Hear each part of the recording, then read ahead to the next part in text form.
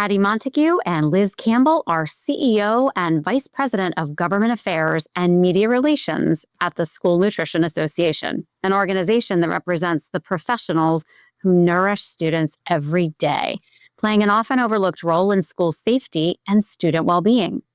Through their work, Patti and Liz support school nutrition professionals who do far more than serve up nutritious meals.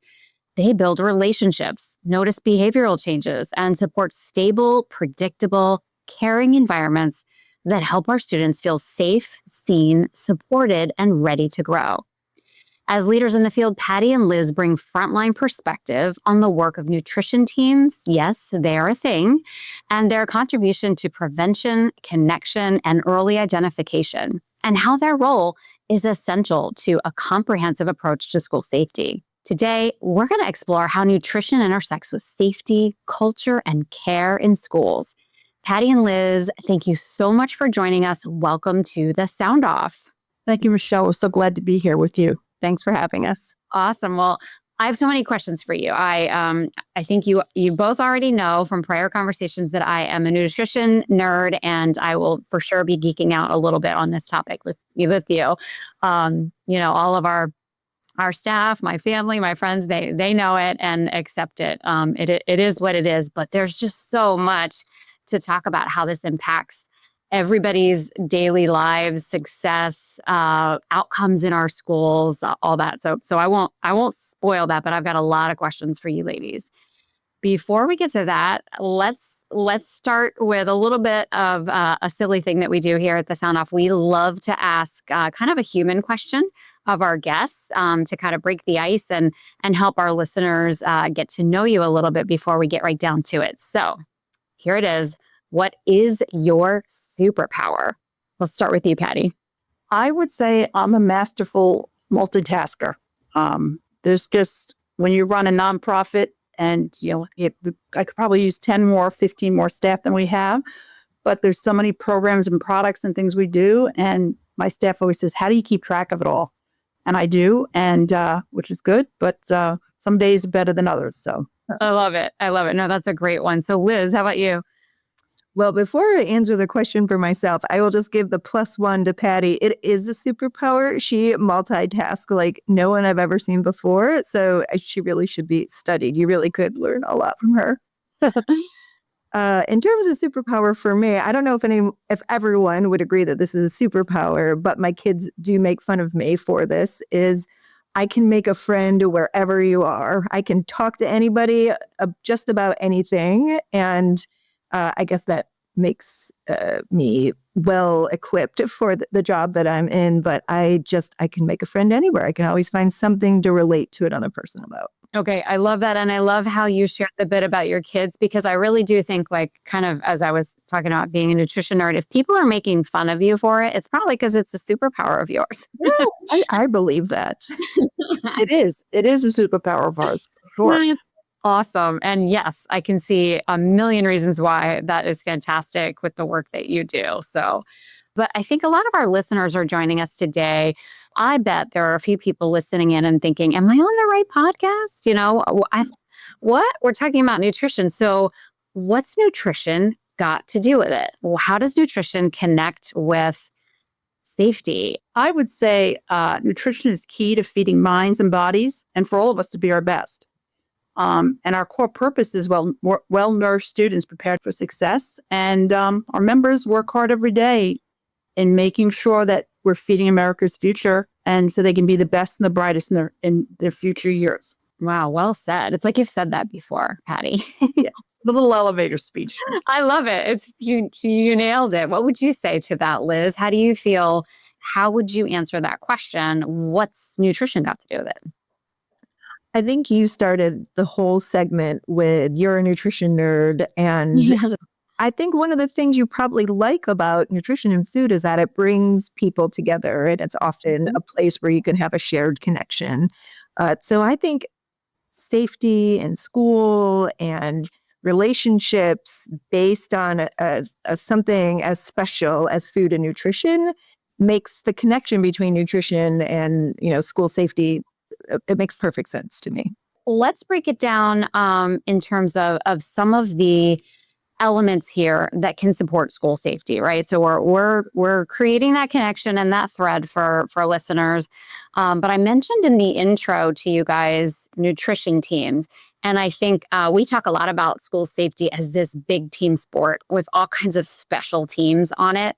And I'm just always excited when we're doing a workshop or a training and people are in conversation and they realize there's a whole team they didn't know about that is a resource to them, and it's the emergency managers often that people are, surprised to know are a thing or a team or a resource. In a lot of cases, it'll be social services, examples like that. But I would venture that many of our listeners joining us today are unaware that there is this whole team that they can draw upon. And then that team, of course, is going to look different in every community. Absolutely. But there's a team, I guarantee you, and there are people that are doing the work behind the scenes, that food doesn't just show up in the cafeteria every day. There's a ton that goes on behind the scenes. So can we dig in on the teams? What are they? Who are they?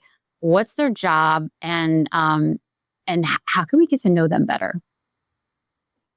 I'll start. Liz, you can fill in. So every school district has a nutrition director, someone who's over the food service program. And depending on the size of the school district, in very rural small districts, they could be a one-man shop or just have a few people at the district administration level.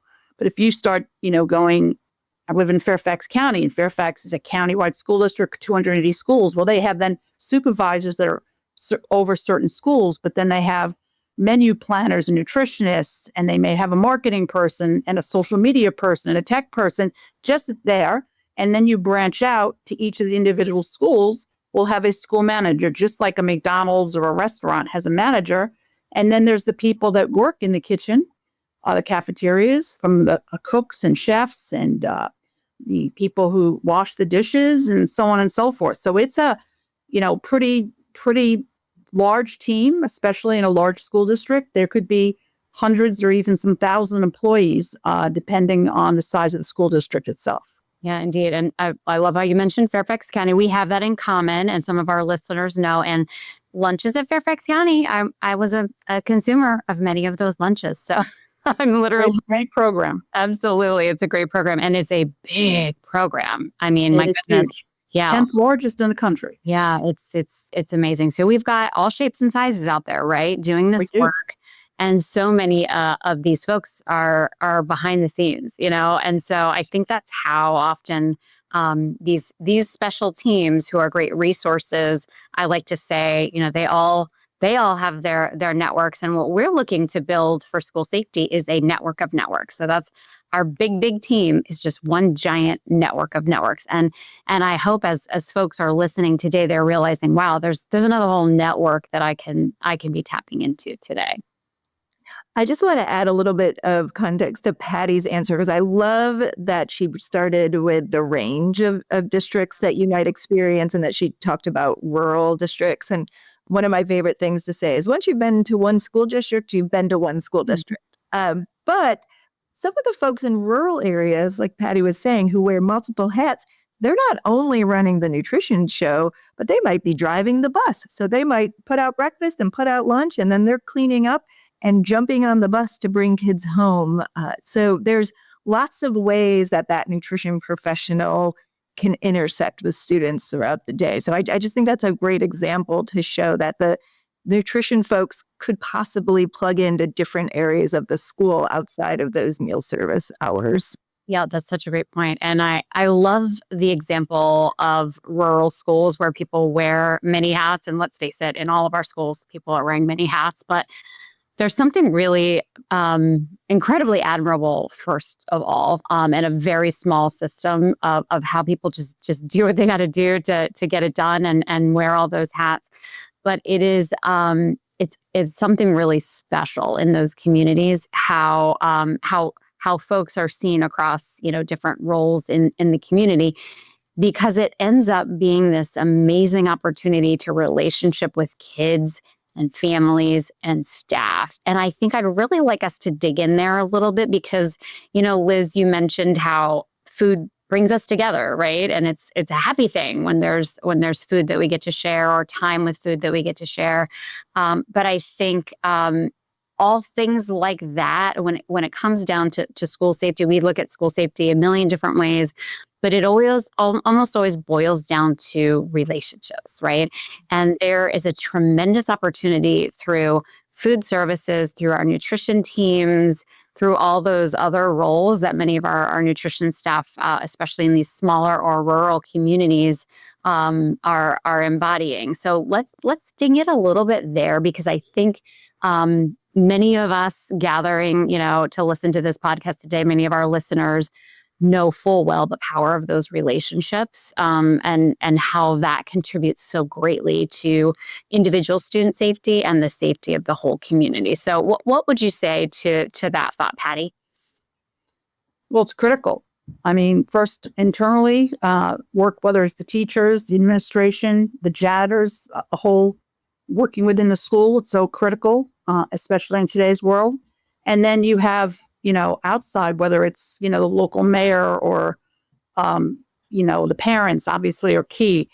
Local businesses, one of the problems in schools is school lunch debt is growing. And we get into that. We could spend a whole podcast on that. Right. But local businesses coming in and paying off school lunch debt. So the school is not burdened with that. So it's really grown and diversified. And I think it's critical to ensure that kids are being well educated and prepared to succeed in the future. So I think those relationships, I think about one of our trainings that we do. There's a little video of a sweet little boy. It's kind of a world version 1 of the world and version 2. And this sweet little boy is going through the lunch line, and the lunch server, the lunch lady is really crabby with him, really terse, doesn't really have time for him. She's annoyed with him. And you can just see, in his body and his face, how devastating that is, because our kids want to connect. They want these trusted adult relationships that we're really advocating for them. Absolutely. And then world B is like, this is what it could be, right? So he goes through the line and she's excited to see him and he lights up, and she asks him a couple questions about, what's he going to get today? And he's forgot his number, as many of our cafe staff will relate to that. He doesn't know, or he doesn't have his money or his little card or whatever.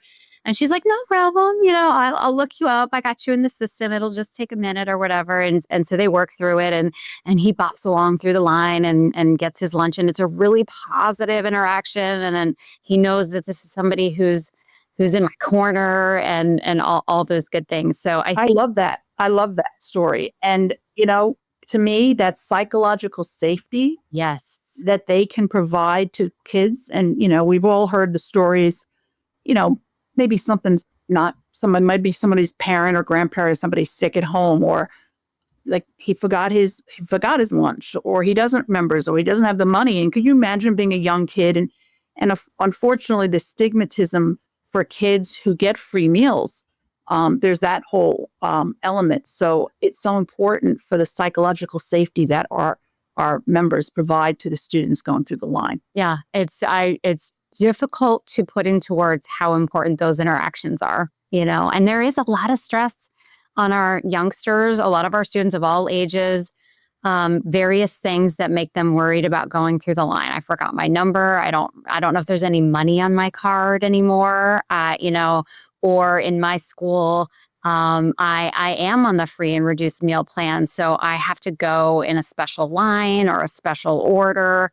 I've seen some of our schools have done such a beautiful job creating equity with that whole system, really doing the work ahead of time so that our kids are seamlessly moving through these lines and that stressor is taken away. And there's no way to spot anyone who's paying in any different way or receiving their meal in any different way. And I would say the same for our students with allergy or dietary needs. There are a lot of stressors, I think, that we underestimate for our students, and no one ever thought about before. And I think it's so important, because, kids are stressed, families are stressed, and anything we can do to make them feel safe is so, so important.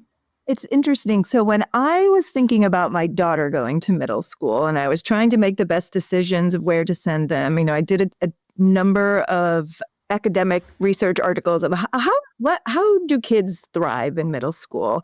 And the article that really struck me was that if a child feels just one connection with adult in the school building, that it helps with their academic outcomes, with their attendance, with visits to the nurse. And it was just really revealing to me that it's the staff within a school is so critical to so many pieces of success in school. And who could be more consistent than that adult that they see in the lunch line every day at that time where they get to take a little bit of a break and they get to look forward to going and getting a meal and checking with that person saying, how was your day? How are you feeling? So I always think about that when I go, because I'm the head of government affairs at SNA. And I often go to tell the story of why we should be investing in school meals. And it's so much more than just nutrition, which is critical, but also all of the things that nutrition is centered around for other, health outcomes and academic outcomes and safety outcomes. So I think there's real opportunity there if we were to more thoughtfully consider how to bring nutrition professionals into the conversation, or part of the safety team. What more can we do? You're singing my song, Liz. You're singing my song. That makes me so happy.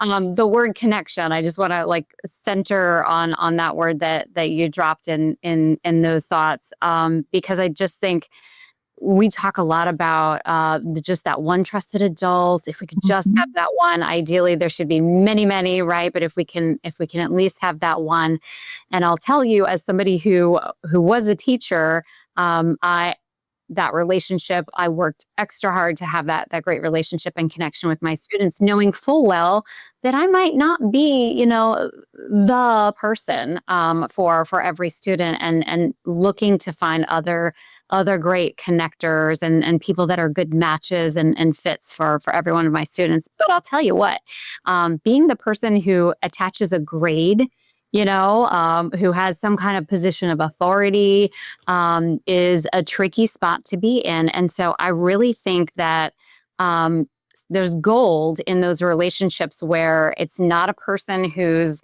a traditional authority figure like a principal or a teacher who's going to give you a grade for something you turn in.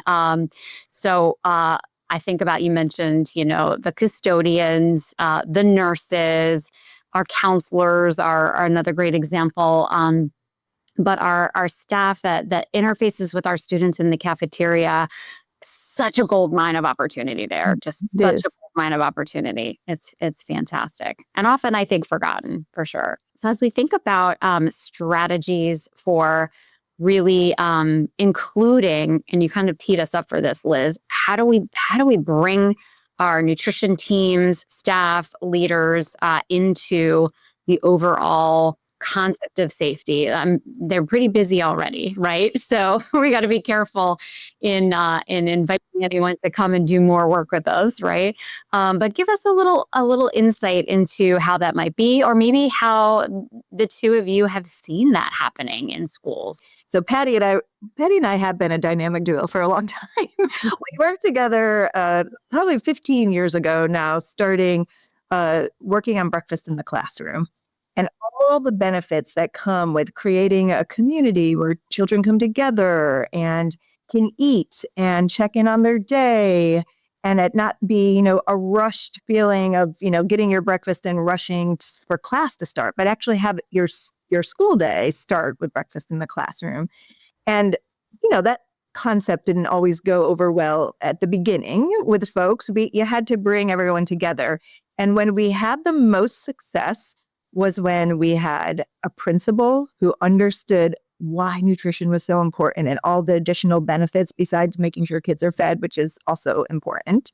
When you had teachers who wanted to buy in and were role models, You had custodial staff who also felt respected and considered in the process. When we brought all those community stakeholders, school community stakeholders together and said, here's what we're trying to do. We know that when we have breakfast in the classroom, we can address academic performance. We can address absenteeism. We can address tardiness. We can make sure that we're checking in on kids and the psychological safety aspect of, the morning meeting routine. When we brought all those folks together and had the shared agreed goal, it was always successful, right? That's when we saw increased participation, teachers saying that students felt more at ease and could communicate with them, and they had a better understanding of what they were experiencing because they took time to talk to them over their meal. I mean, there was just endless best practices that came out of that project that we worked on together. So we do have some models where when you bring people together and you identified a shared, opportunity around school meals, that folks see the value. So thinking about that as a model, I think we could have similar strategies to come together and say, okay, this is our agreed upon goal. We really want to focus on school safety. And here's where we think nutrition could play a role. Like, what could we all be doing differently to take advantage of that opportunity? So we have some parallel programming that we could tap into to think about opportunities of doing this in the future. I also think how it happened organically during the pandemic. I mean, like everything shut down on a Friday and they turned around and brought people in over the weekend to pack up and have meals ready to go on that Monday. And, they weren't just doing curbside feeding. And I remember they didn't have masks or gloves. I mean, they have gloves, but I think given the amount of people and stuff, but we couldn't find gloves, right? Even for, schools and the supplies were getting low. But then they started the stories again of, the administration and other people coming to help, or then taking the bus drivers, taking meals and delivering them and driving around and going to the bus stops to take it out. And it was such an incredible, very scary time for all of us, obviously. And what happened in schools, especially older people that were working in school kitchens, right? Given what was happening in the early stages of COVID, and people were really scared. So a lot of those people, they had to, retired or, stopped working because they couldn't want to put themselves. So we needed to have other people step in and help. But it was incredible what happened at a very quick turnaround to show how the community came together in order to feed kids, because many kids today, unfortunately, would go without meals. And we hear that when they go home on the weekends, there's no food. And, we're hearing backpack programs and things like that. Again, working with the community, what can we do to ensure access and kids are fed? And the horrible stories when kids come home or they come back on a Monday and they've said they didn't have anything to eat on a weekend. So we're seeing more and more schools having these programs, and a lot of it is volunteering, people donating food and so on and so forth to ensure that kids are, even when they're not in school, are being fed, which I just think is just beautiful. It is a beautiful thing. And I just want to pause and just breathe in deep and express some gratitude for all the work that was done during the pandemic. Those were extraordinary circumstances. It was, as you said, Patti, just a terrifying time, especially early days. And I mean, nationwide, all the schools that we work with, our nutrition services folks and our bus drivers were just like, how do we get this done? Well, let's come together, let's strategize, let's make sure that those meals continue. And amazing, right? We started this conversation about how food is such a connector. The food continued to connect, in our community, and families knew that they were still cared for. Kids knew that, their sort of school family was still there and still prioritizing them. And we're going to figure this out together. It was absolutely extraordinary. But I have to say, I really love this example of breakfast in the classroom because I think back to moments in my life as a teacher where something happened and we didn't have access to the cafeteria. There was some kind of malfunction, something was going wrong, something was under construction, there was a leak, there were numerous things were always happening in the building. And so there were times where it was like, okay, classroom lunch, and it was just, those are really special memories I have, with my students, lunch bunches and just it's a purely social time, where we get to just, how's it going on in your life? What's going on? What sports are you into? We get to talk about all the things that there's just really not a lot of time to talk about in the academic day, unfortunately. And I love how you mentioned, Patti, that it's just this chance, or maybe it was you, Liz, that was talking about how it's an opportunity to check in. Because one of the strategies that we advocate for in behavioral threat assessment, in managing cases where we know we need to provide student supports for particular students, we utilize something called check-in, check-out, right?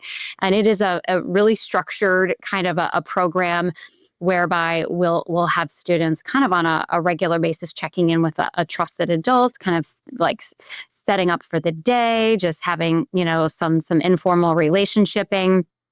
And then just kind of setting them off on that really good sound footing. And I just love this idea about breakfast being like, we're going to start our day together. It's just a brilliant concept. And I think more and more of our schools are offering breakfast than ever before. I served as a teacher in multiple schools that were really underserved communities. And at that time, it was pretty rare. We just didn't have a really good free and reduced meal breakfast program, those types of interventions. And I'm happy to say all these years later, that's changed significantly. But you mentioned earlier this concept of school debt, lunches. This is very pervasive in all of our school communities. It's a real stressor that I think some of our parent communities, even our teachers, may not realize what a big deal this is. And some of our schools and states have even moved to, we're going to do a universal lunch program, for example, where we know it's such a big deal that we want to take that stressor away from everyone. And we just want to make sure everybody has what they need to be awake and alert and feel cared for. So I don't know if either of you wanted to weigh in on what we're seeing in terms of successful outcomes with those types of programs. But I think there's a lot of promise there. Well, I'll just say it's one of our core beliefs that every child deserves to be fed in school. I mean, just like they provide books and buses and all these other services, that it would really lift up the students and really the people don't realize that school meals are such a highly regulated program because of the federal money and for free meals, and now the state money, and the amount of time that goes into applications and all this stuff. It just when you're trying to just feed kids, right? What's most important for them to be successful, and so. But what people don't realize is when these programs were created, they're supposed to be self-sustaining. So basically, yes, you do get federal funds and stuff, but there's not money that the school district is putting into it. Like in the school district budget, it's not in there. So that's a line item. Yeah. It's not a line item. So, and unfortunately, and especially, and probably if you went back 12 years ago, no one ever talked about school meal debt. It's just this thing that exploded because unfortunately, everything kept getting more expensive, but the federal reimbursement, and some states had a reimbursement before that, it just didn't keep pace. And so the financial sustainability of the programs really became at risk. And of course, coming out of COVID, like everything, inflation skyrocketed. And so we estimate it's probably about $100 million a year in school lunch debt. And what people don't realize is this federal law, the school meal program cannot carry that over from school year. So that's when they have to go into the general funds of a school district and basically write off the debt. And that's not the way this is supposed to set up. And where that hurts is you're talking teachers' jobs, resource teacher jobs, tech, whatever else the school district needs for funds. And, yes, there are 9 states now that have school meals for all, and they're having such great success. More kids are participating than they thought, and it's making things more equitable in terms of kids receiving meals, et cetera. But we would love to see it across the country. Unfortunately, it would take a lot more money and investment to do. But my dream is that one day that will become a reality. I just want to add 2 additional points because I think what Patti brought up is so important to stress, that by leveraging healthy school meals for all, we are really taking care of two hot topics, burning issues in school meals right now. One is meal debt. If you are a healthy school meals for all district, the chances of you having school meal debt is virtually eliminated, right? So it is where we have the most robust budgets and financial health are in those districts. And think about it, we serve 30 million children a day. And we know we all want to do what's best and do better around nutrition and nutrition quality. If people really wanted to make a difference, they really wanted to do more around nutrition for kids, they would support healthy school meals for all, because the healthier your budget is, the higher and the better nutrition quality that folks can reinvest into the program. And so access and nutrition quality are actually very closely related. They're not two separate things. It is really the pathway to helping us do even better from a nutrition standpoint, and for kids. And think it's like the ultimate public health intervention. 30 million kids a day. If you invested the money into that program, just think of the possibilities of additional outcomes that you could impact. Yeah, I mean, I also just think, our kids are coming from, all families of all shapes and sizes, right? Mhm. And so there are wonderful things culturally or just, family background in terms of like how meals are served and what kinds of things are served.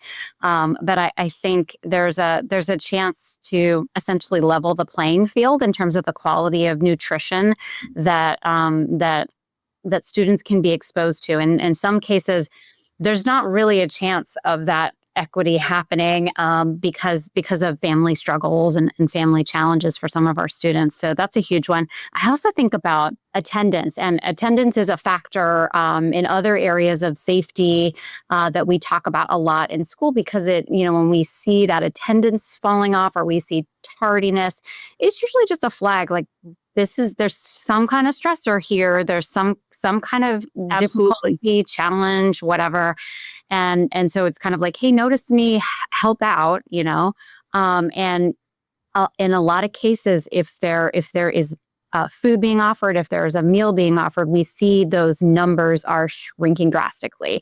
So it's a motivator for even a family that's challenged getting the kids up and out the door before they got to run off to work. At least I know I don't have to worry about that. My kids are going to go to school. They're going to get a great meal. They're going to be with people that love them and their friends and all that good stuff. And so those positive outcomes, I think, they're stacking up. There's just a lot of really positive indicators in terms of safety, and that opportunity to connect. So really excited about the possibilities there. So keep us posted on the expansion of some of those programs, and the creative thought that's really going in and making them happen, because we got to get creative to fund those types of things. So I'd love for a second to take us back to the kiddos themselves. One thing we all love to do is kind of share our stories. And so I'd love to share an example, if one or both of you could, where a relationship was built in the cafeteria that made a meaningful difference for a student. If you have one in the archives from your experiences or from those of your members, those are really powerful teaching opportunities, and I think they kind of fill our cups and remind us, this is worth it. It's worth taking the time. It's worth problem solving together, looking for resources to make something like this happen. I'll start. So, we're always looking for ways to promote school meals, the important role that people play, et cetera. And there was a book series that came out called The Lunch Lady. And Jared Krasaska, who grew up on school meals, who's made such a difference. He was raised by his grandparents, and the school lunch lady in his school made a big difference in his life. And then he found out this one particular lunch lady had cancer and passed away. And because what it did for him, he was so moved by that and remembered after all those years that he created this, seeing that the school lunch heroes. and created this book series called the Lunch Lady Book Series. And we've had him come speak at our national conference, and he's gone to our states and talked there. And we have this thing called School Lunch Hero Day, and it's actually the first Friday in May. And because that's, I believe it's the day she passed away in May, and we celebrate and call our members school nutrition heroes. And we work with him and we sell merchandise, posters and stuff. But it's so wonderful because in our eyes, they are heroes. What they're doing is so difficult. They don't make a lot of money and sometimes not respected. And, we've all heard about mystery meat and hairnets and all that, things that are really not true, but people, think it's funny and stuff like that. But it's amazing that he was what he did and how he amplified this position and this job that with these individuals, what they do every day. It's not easy work. So I just think it's very exciting. And we love to see all the ways they celebrate and have birthday cakes. They invite parents. They dress up as their favorite superheroes and all these things. And it's pretty exciting. So I love it. I love it. All about that connection that we're talking about. I love that. I have a personal story that I can share a little bit. So when I was a young dietitian, new and practicing in the field, I worked for the Food Bank of Central New York. And we had a program where we went into Title I schools and we taught the cook shop curriculum. And for many of these children, it was really the first time they were introduced or saw fresh fruits and vegetables, right? And what I remember, we would do identification and I would pick something up and say, okay, what is this? And it was a red pepper, right? It's not to us something that is out of the ordinary, but many of them saying, is that a tomato? Like folks really not recognizing what those foods were. So we would teach the kids about a particular food item. We would cook a recipe together with lots of vegetables, plus the vegetable that we were highlighting. And then they would taste it. And because they were part of cooking that food, they would absolutely taste it, right? And then they would be surprised. Oh, this is good. Oh, Miss Liz, this pleases my palate. We taught them all sorts of ways to say if something was good or bad. But the most important piece of that was, I could only be there once a month, but then we would work with the school nutrition team to say, this recipe knocked it out of the park with the fifth graders. And I bet you if you now put it into your line that you will get kids coming and trying this food item that they didn't even know about, last month. And when you would sync that up with participation, if you connected the education and then offered it in the classroom, it was really changing children's behaviors, right? So the school nutrition program is just this wonderful opportunity for so many educational learnings as well, and can be the conduit to behavior change. So that always felt really great that I was in. I mean, that was one of my favorite jobs, was being in the classroom, teaching with the kids, and then making that connection with the school nutrition staff. Those programs are so cool. I haven't looked at the latest stats, but we talk about this a lot in some of our other trainings and classes as a reality. So anxiety is off the charts for, I think, for all of us. I think we can safely say as a nation, but it's especially noticeable among youth. Our students are really struggling with a lot of anxiety, and one of the key manifestations for that we see in food behaviors and how they're interacting with food and just, being afraid to touch something or see something or be near a type of food that they haven't been exposed to. So let's kind of bring ourselves around, to the tail of this conversation as we kind of wrap up. I want to bring us back to the importance of strengthening school safety with this multidisciplinary approach. And I think we've done a pretty good job of illustrating the gold mine that we have with our nutrition teams and our directors and our staff. But what are some practical steps that we could take in our schools that our listeners joining us here today can really take to better engage our nutrition teams as members of the team? We don't want to we want to add burden. We want an open invitation. We want it to be natural, and we want it to serve their mission, which I think is part of ours as well. So what are some thoughts there? How we have some challenges. A lot of our nutrition teams and staff members are working different hours than say our educational staff, for example. So maybe when our school safety team, our multidisciplinary school safety team is meeting, we don't have access to our nutrition teams. So these are some of the challenges we see, and yet we also see a lot of creativity in our schools in terms of how we find ways to come together for the good of our kids. Thoughts on this?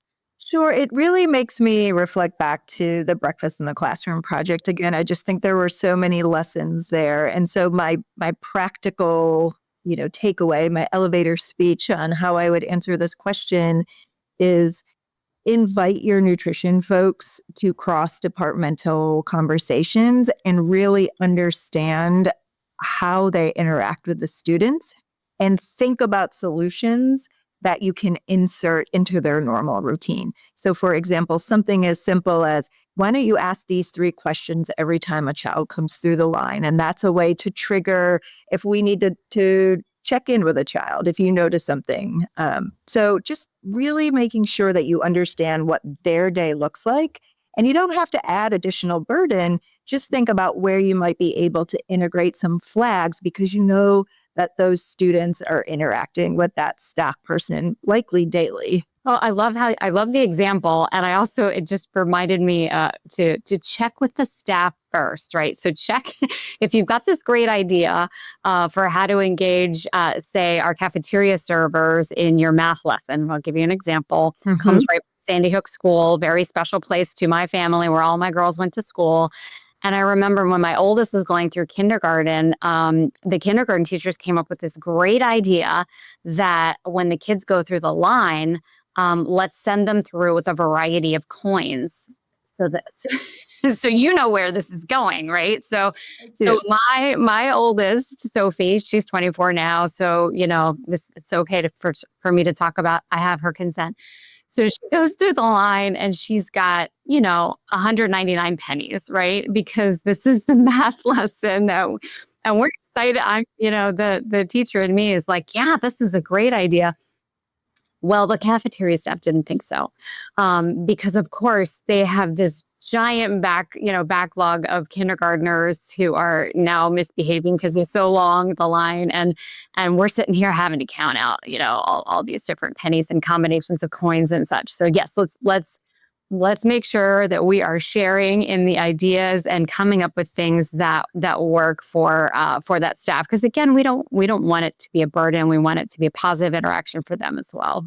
The people that work in the kitchens, and most of them are hourly, they may not be accessible, or when other people are, they're busy being, serving the kids.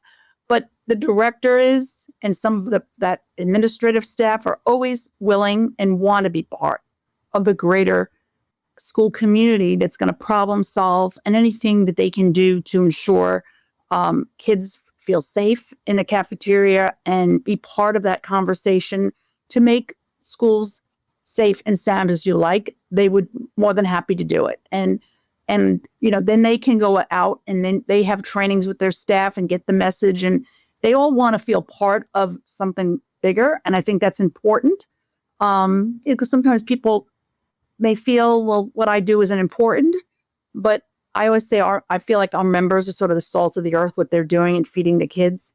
And it's not glamorous work, but it's important, critically important.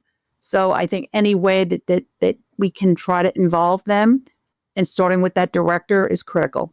Yeah, I love that idea of the director. I'll throw out a couple of fun things that we did in some of my schools. So, when we were having lessons about assembly lines, artisan methods versus, sort of streamlining with assembly lines, we went to the cafeteria and we learned the process, to get how does your lunch get on its tray, kind of a thing. When we were learning about temperature, we went in there and we learned about how the ovens worked. Well, we were learning about science and chemistry, which is baking, cooking, all of those things, right?